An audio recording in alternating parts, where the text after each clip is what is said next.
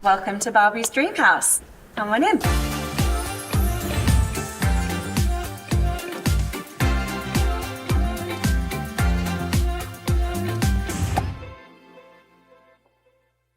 This is my breakfast table and my kitchen. We're in the living room right now. Here's a fun little bar and the slide that goes from the bedroom down into the pool.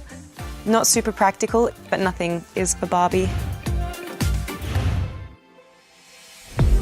It's just fun and gorgeous, and it's see-through, so we can see each other. All the Barbies in their own Barbie dream houses wake up in the morning and they can wave at each other.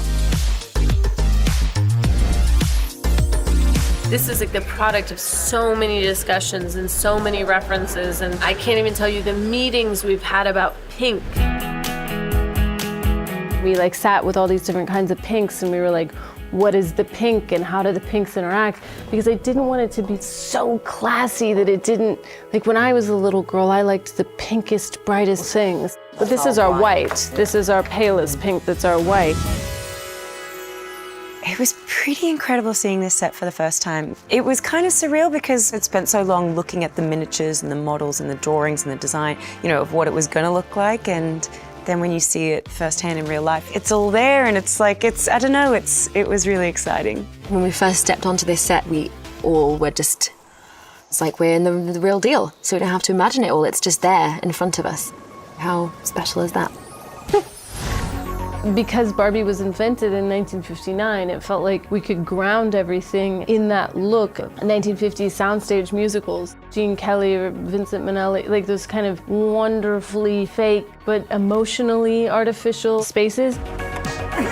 One thing that like those soundstage musicals did so well were beautiful artificial skies. There's a sort of surrealness of the gradation of color. We're getting a blue sky, we're painting white clouds on it, and when you light them, you can light them into these intense colors. So you can light pink and orange from the bottom, and blue from the top. You can really go kind of expressionistic with it. Sarah Greenwood, our production designer, Katie and her whole team have just done the most extraordinary job putting this together. A lot of the things you see are actually handmade. It's pretty incredible what they can do, how they can design things in miniatures and then replicate them. Our main time frame was from the invention of Barbie through to now.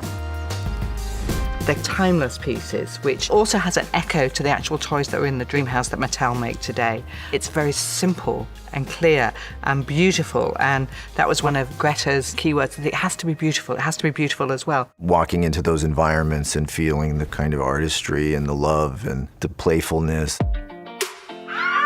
It just was so exciting. You know the one thing that was a surprise were all the little monkeys, if you see any monkeys around. I didn't ever see them in the drawings and I got to set and I'm just gonna kick out of it. I love the bubble bath. My favorite design feature is obviously the slide that goes to the pool. And now we do a whole bit in Barbie's day where she slides down the pool to go down and have her breakfast. Taking it probably from the late 50s to the 60s was a big influence of that sort of modernist furniture that was coming through.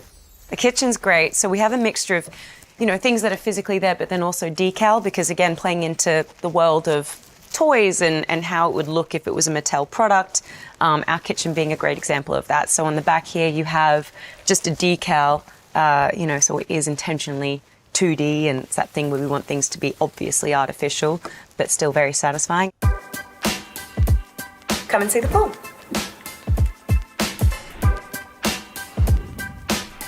There is no water in Barbie Land. There's no water or fire. There are no elements. It's actually funny to see how many people avoid walking. Everyone walks around the pool. Even though it's fake, it's really beautiful, which is kind of like everything in Barbie Land. Let's take a look upstairs. We are right next to Barbie's wardrobe, and this is where she brushes her hair. Ivana, our hair makeup designer, and I have had a lot of fun on this job. There's been a lot of wigs. All the Barbies really can change their hair in a kind of unrealistic, impossible, magical ways. In one scene, she might have hair up here, and then the very next scene, it's a giant long ponytail.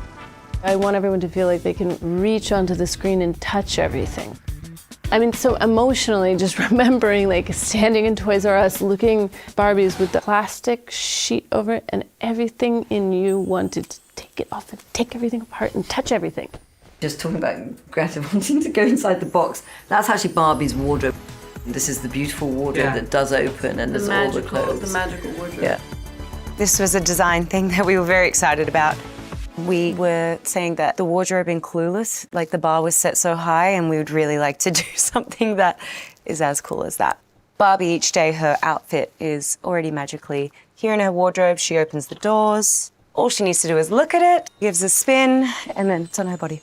She walks off and her outfit for the next day is sitting in the wardrobe behind her. This is Barbie's toothbrush. This is how she brushes her teeth.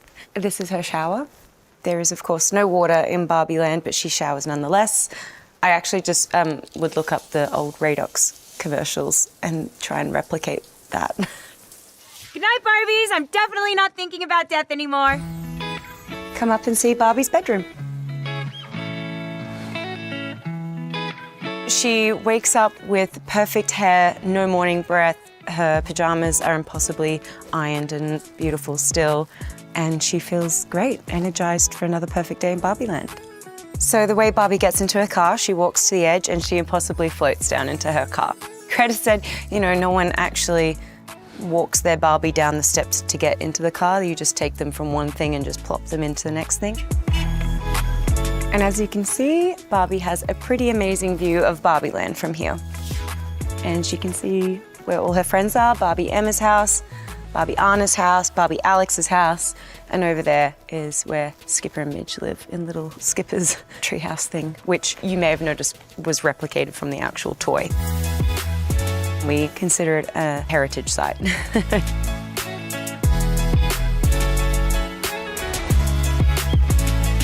So now Barbie is ready to start her perfect day.